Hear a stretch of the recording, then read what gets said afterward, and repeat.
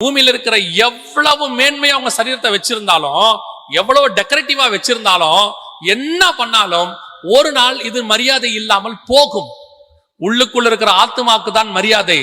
அதுக்கே நீங்கள் இவ்வளவு பிரயாசப்படுவீர்கள் என்று சொன்னால், அழியாத நாட்டிலே, நித்திய ஜீவன் உள்ள நாட்டிலே, நித்தியமாய் இருக்கிற ஒரு சரீரம் மண்ணிலே செய்யப்பட்டது அல்ல, அது கர்த்தருடைய வார்த்தையினாலே ஆவியினாலே செய்யப்பட்ட ஒரு மகிமையின் சரீரம்.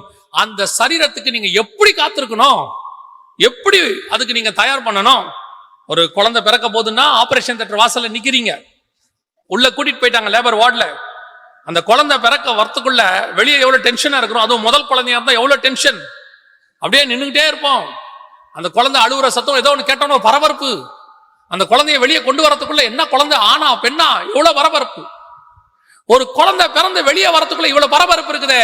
உங்களுக்காகவும் எனக்காகவும் 2000 வருஷமா ஒரு சரீரத்தை கர்த்தர் செஞ்சுக்கிட்டு இருக்கிறாரு. அது வெளிப்பட போகுது. அப்படின்னா அதுக்கு நம்ம எப்படி காத்திருக்கணுங்கிறார் பவுல்.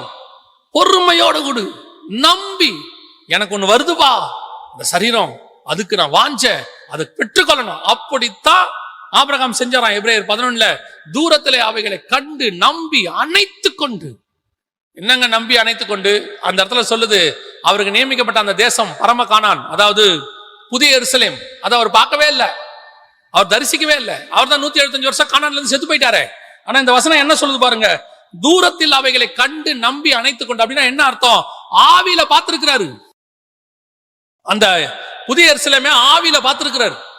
பார்த்துட்டு இதான் வரப்போகுது, இதுதான் நான் பெற்றுக்கொள்ள போகிறேன், இதுலதான் நான் வாசம் பண்ண போகிறேன், கர்த்தர் எனக்காக வச்சது. இப்ப அவர் சொல்றாரு, இத பார்த்துட்ட இனிமேட்டு நான் எப்படி இருப்பேன் தெரியுமா?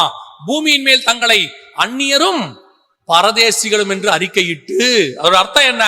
என் ஒரிஜினல் வந்துருச்சு, இதெல்லாமே டெம்பரவரி.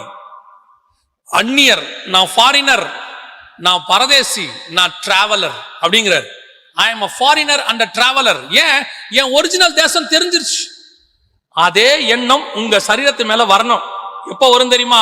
நீங்க அதை பார்த்தீங்கன்னா, ஆபிரகாம் புதிய எருசலேமை ஆவியில தரிசித்தது போல பவுல் சொல்றாரு, நாம அதை தரிசிக்கணும், அதை பார்க்கணும், ஆவியில உணரணும்.